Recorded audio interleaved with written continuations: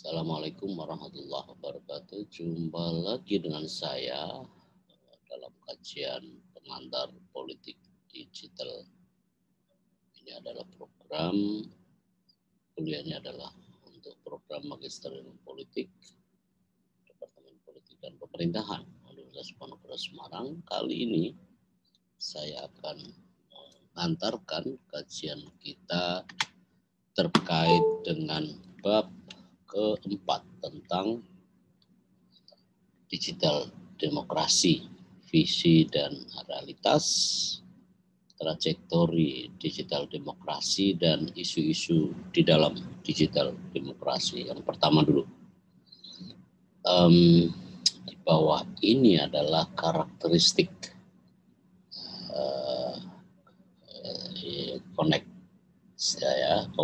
hal-hal yang terkait dengan koneksi internet melalui sesuatu yang sangat revolusioner dan merupakan atau sekurang-kurangnya transformasi yang berimplikasi pada transformasi untuk demokratisasi di bidang politik dan sosial sedemikian adanya.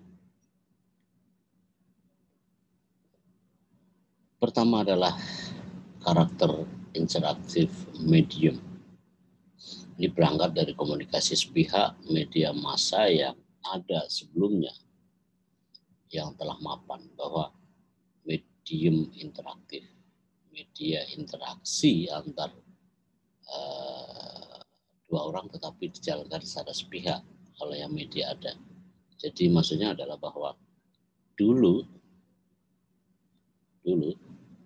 sebelum seperti sekarang tentu saja media itu sepihak memproduksi berita itu tidak bisa direspon kecuali misalnya media cetak dia melalui surat pembaca.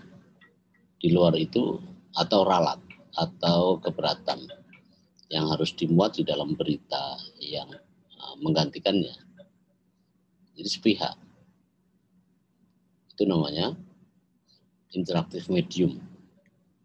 Yang kedua, kemudian berubah menjadi active and creative medium yang memungkinkan pengguna, pendengar, pemirsa untuk berubah dari semula sebagai pemirsa, pendengar, dan pembaca menjadi peserta aktif dan kreatif. Karena itulah media aktif dan media kreatif.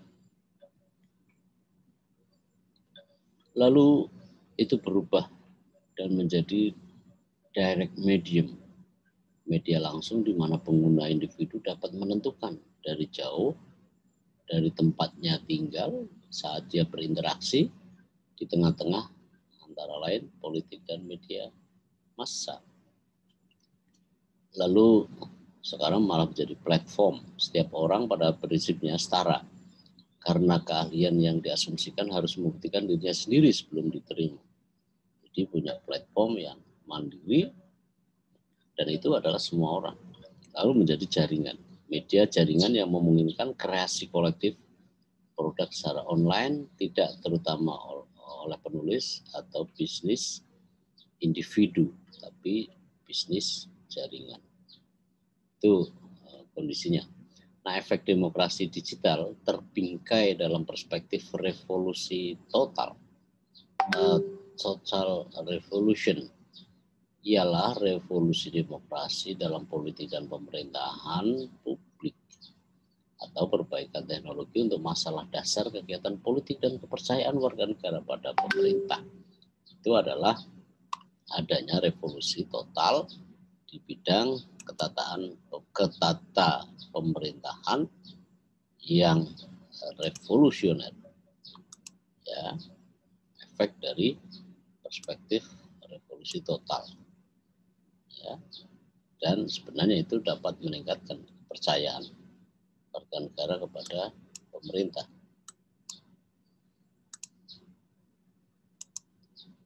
Demokrasi digital merupakan instrumen yang hanya dengan menggunakannya akan membalikkan politik institusional dan cara pembuatan kebijakan. Pembuatan kebijakan sekarang ini bisa dilakukan melalui digital.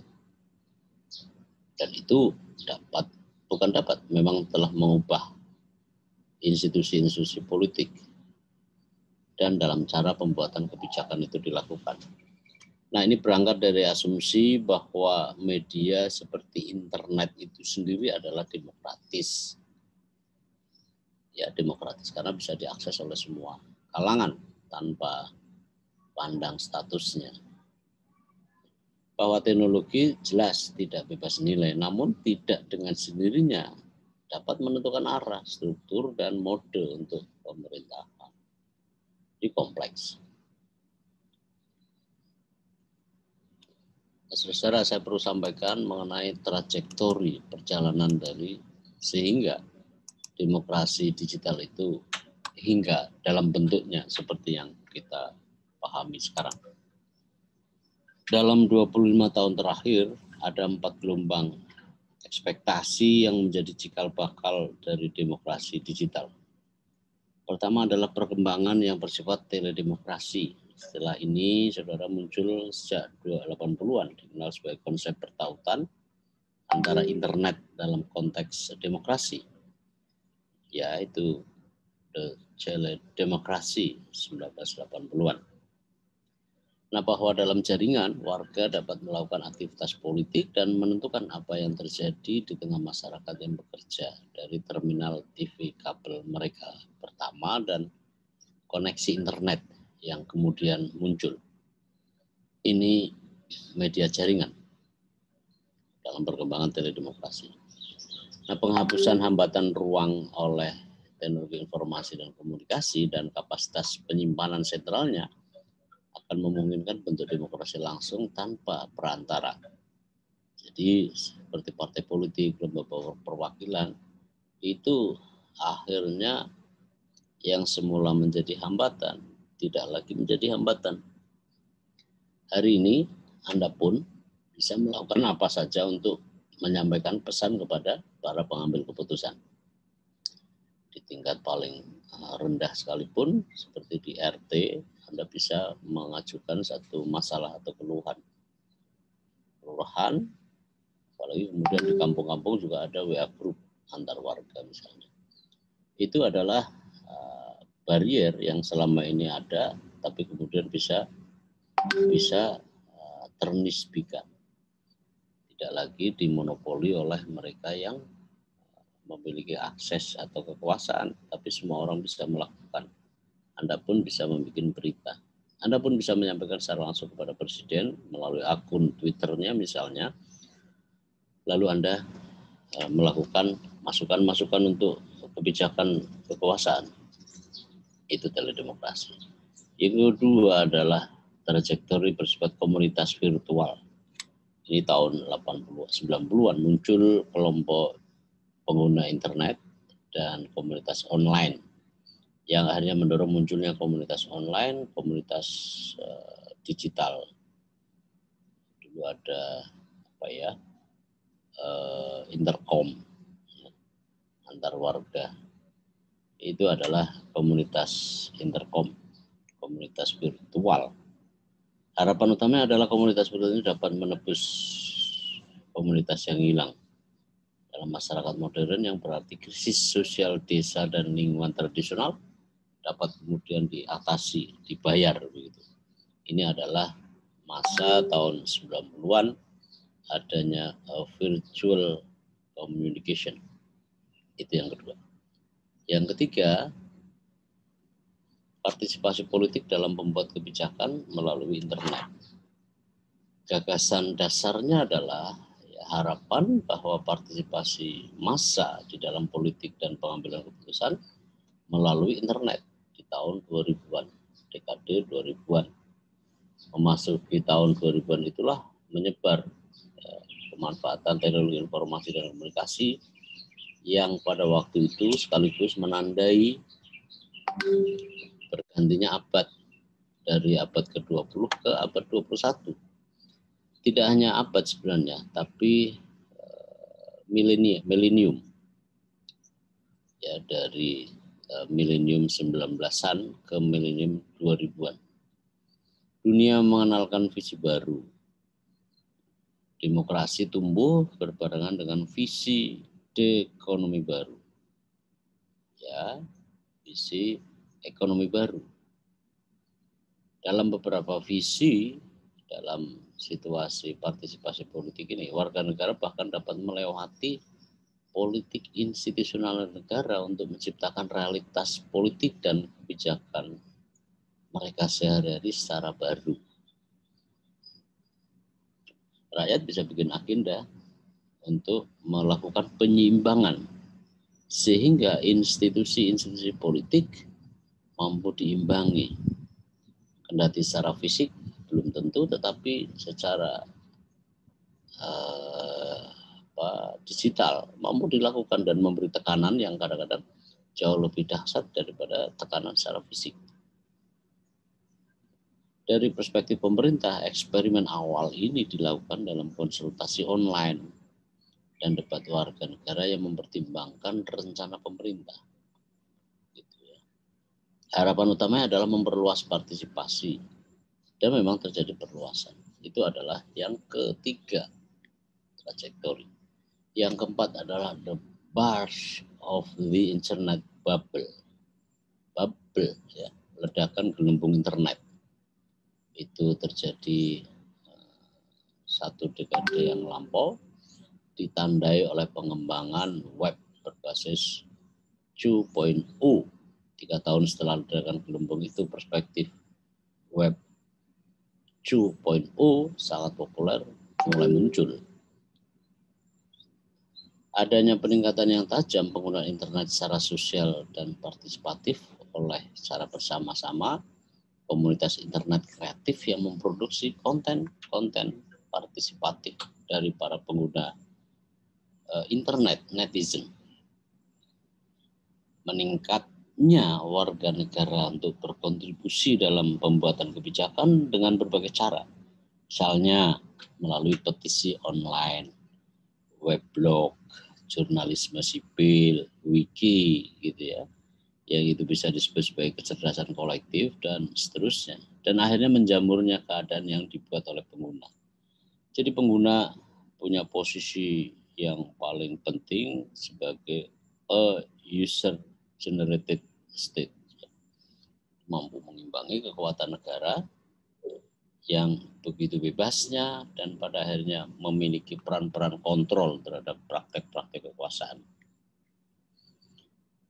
Nah, saudara, definisi dari digital demokrasi adalah bahwa segala hal yang berkenaan dalam praktek maupun keinginan mengenai demokrasi, apapun cara pandang kekuasaan digital melalui media komunikasi politik secara online maupun secara offline. Dalam kata online offline, ya, perbedaannya tambahnya karena aktivitas politik tidak hanya terjadi pada hanya internet semata, namun juga adalah pada pertemuan-pertemuan secara fisik di mana ya mobile digital media digital mobile digunakan untuk membantunya. Artinya adalah bahwa sekarang tidak melulu offline, sesuatu yang menjadi tradisional dalam konteks perkembangan teknologi informasi dan komunikasi, tetapi dalam arti yang luas, ya, apapun yang terjadi di dalam kehidupan sosial politik ini memberi perluasan media, memberi perluasan sarana untuk menyampaikan gagasan, pemikiran, kritik dan seterusnya sebagai ya teknologi informasi untuk membantu keadaan-keadaan seperti itu.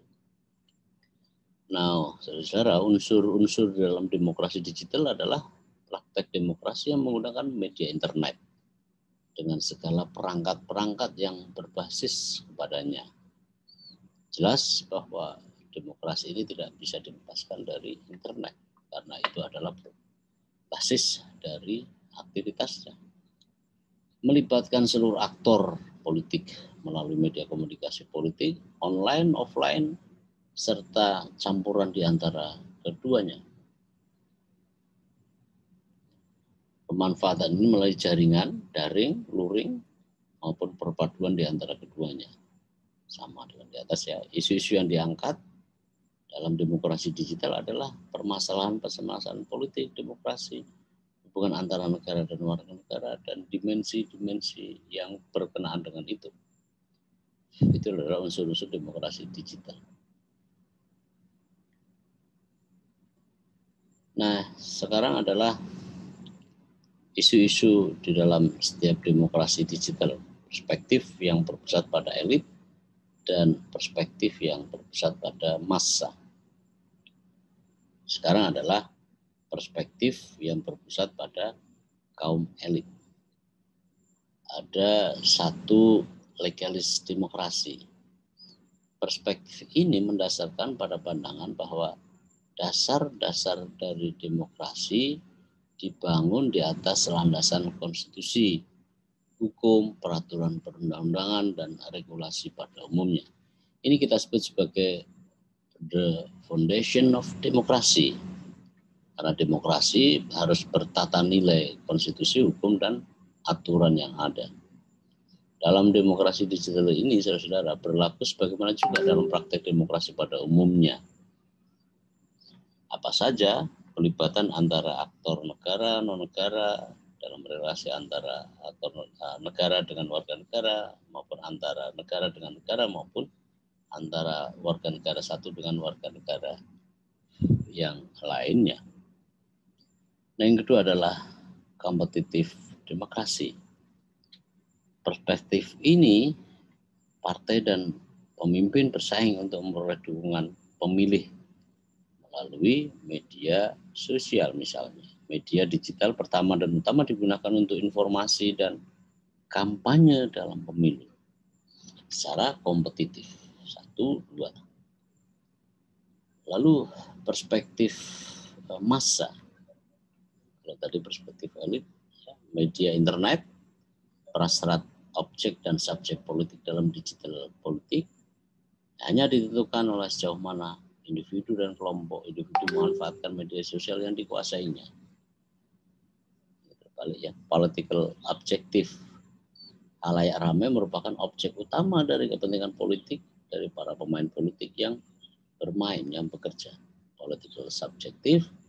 Dalam ICT, individu dan kelompok sosial dapat berubah sewaktu-waktu dari objek menjadi subjek dan bisa juga sebaliknya. Dalam tataran normal bahwa penguasa adalah pemilik subjek utama, tapi kadang-kadang juga bisa jadi bulan-bulanan. Dari subjek menjadi objek dan demikian sebaliknya. Oke, bahwa klaim dan capaian dari digital demokrasi ini meningkatkan pengambilan dan pertukaran informasi politik antara pemerintah, administrasi publik, perwakilan, organisasi politik, komunitas, dan warga negara yang bersifat individual.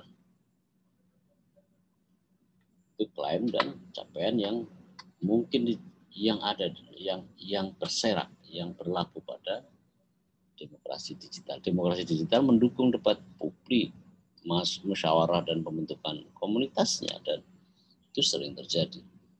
Ada tumbuh solidaritas baru ketika seseorang dinista oleh kekuasaan lalu menimbulkan solidaritas. Pada masa sebelum revolusi industri memang itu juga terjadi, tetapi masivitasnya akan berbeda karena dulu untuk menyampaikan pendapat harus masuk media. Nah, sekarang media itu sendiri yang bisa dipegang oleh masyarakat pada umumnya. Demokrasi digital mendukung debat publik, musyawarah, dan pembentukan komunitas. Jelas sekali ada pembentukannya di sana. Demokrasi digital meningkatkan partisipasi dalam pengambilan keputusan politik warga negara. Luas partisipasi. Sebenarnya karena luasan media yang terakses oleh warga negara. Tapi Karena memang tabiat negara itu biasanya anti kritik, abai terhadap kemungkinan dari perbedaan-perbedaan yang disampaikan akan pendapat maupun aspirasi. Tapi dalam demokrasi digital itu bisa sebaliknya, ya. Nah, kita kenal akhirnya adalah istilah e-participation, partisipasi L. Apa ini maksudnya? Konsep yang saat ini sangat populer, ya, sehubungan dengan menyusul munculnya Web 2.0 dan konten yang dibuat oleh pengguna. Itu adalah partisipasi, e-partisipasi. Ya, partisipasi E. Yang kedua adalah bahwa konsep ini lebih luas daripada demokrasi digital atau e-demokrasi. Istilah terakhir ini merujuk pada isu-isu politik dan relasionalitas antara warga negara dengan pemerintahan atau perwakilan politik, lembaga perwakilan politik. E-partisipasi, ya, singkatan dari masalah, ya, rangkuman dari isu-isu, singkatan dari masalah kebijakan pada umumnya dan dalam hubungan antara warga negara dengan pemerintah dan administrasi publik. E-participation juga dapat didefinisikan sebagai penggunaan, pemanfaatan, ya, media digital untuk, ya, memediasi dan mentransformasi hubungan-hubungan antara warga negara dengan pemerintah dan kepada administrasi publik, ya, dengan pemerintah dan administrasi publik, ya, sebagai bagian dari partisipasi masyarakat. Dengan demikian, e-participation dapat didefinisikan sebagai penggunaan media digital untuk menengahi dan mentransformasi hubungan warga negara dan pemerintah dan administrasi publik ke arah yang lebih banyak, lebih luas dalam partisipasi oleh warga negara. Nah, saudara, isu-isu yang dipertaruhkan di dalamnya adalah bukan hanya oleh masalah politik dalam arti luas, namun juga masalah pelayanan publik yang membangun relasi sehari-hari antara warga negara dan negara secara luas. Itu adalah e-participation, partisipasi L, gitu ya. Nah, saudara, beberapa karakteristik dari demokrasi. Pertama adalah era distribusi politik.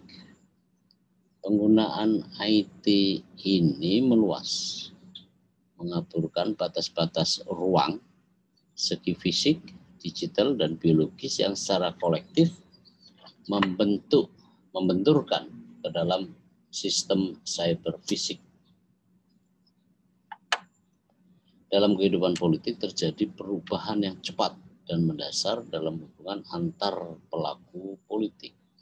Nah, sebelum memasuki revolusi industri keempat, batas-batas tradisional memainkan peran yang sangat penting. Tapi sekarang ya tidak terlalu penting. Dengan kehadiran TIK itu mengaburkan antara ruang privat dengan publik secara simultan, sehingga berakibat dan mengancam, ya, hak-hak pribadi di antara para pelaku politik dimaksud. Itu yang pertama, di era disrupsi. Kedua adalah perluasan fungsi ekstensi manusia. Sebagaimana keterangan saya pada saat kita bahas tentang McLuhan tentang Global Village, dia sekaligus juga mengupas mengenai pengaruh media massa yang tidak hanya konten pesan yang memiliki pengaruh tersebut, melainkan juga karakteristik media massa tersebut. McLuhan mengenai perangkat televisi memiliki efek-efek sosial. A medium that has a social effect. Sekaligus sebenarnya mendorong tiap orang untuk menciptakan ruang-ruang pada malam hari yang seharusnya terlelap dalam kegelapan. Jadi kegelapan itulah yang ada dan memang itu yang akhirnya terjadi. Jadi tidak hanya malam hari tetapi juga siang hari.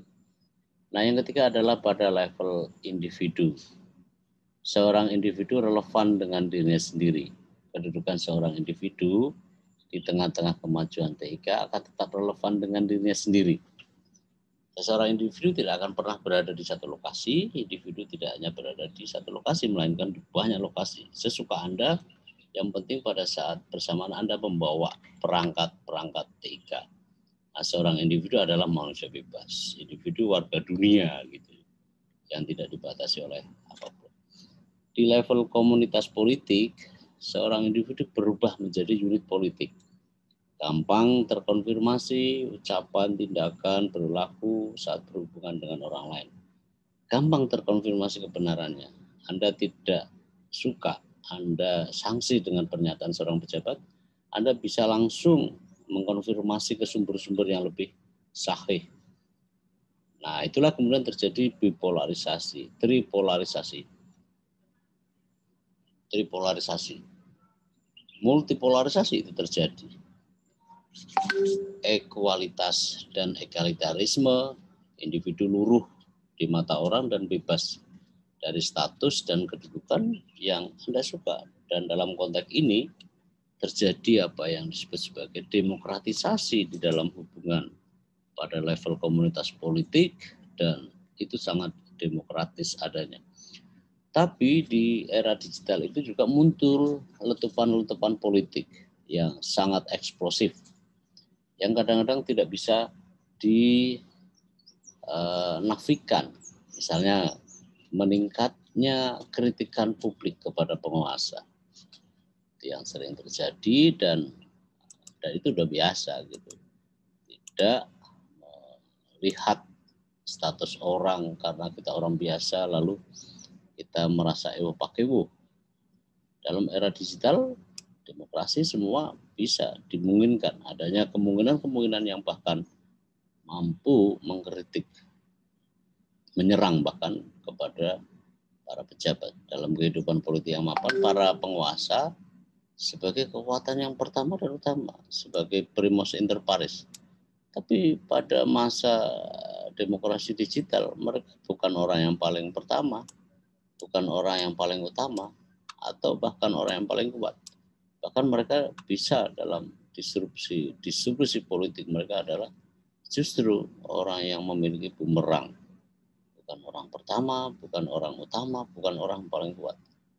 Seperti halnya era sekarang, kebijakan pemerintah salah dalam penetapan haji, dan memang secara material bisa dibuktikan bahwa itu hoax. Ya, pengucapnya elit lembaga DPR RI, menterinya, dirjennya malah jadi bulan-bulanan. Kalau masa lalu Anda jangan bayangkan bahwa itu akan terjadi. Pada era sekarang ya asik sekali orang dibully habis-habisan. Makanya jangan pernah salah di dalam membuat kebijakan supaya tidak gampang untuk dimasalahkan. Apalagi memang kapasitas pejabatnya ya kadang-kadang ya rata-rata saja sehingga gampang dibully.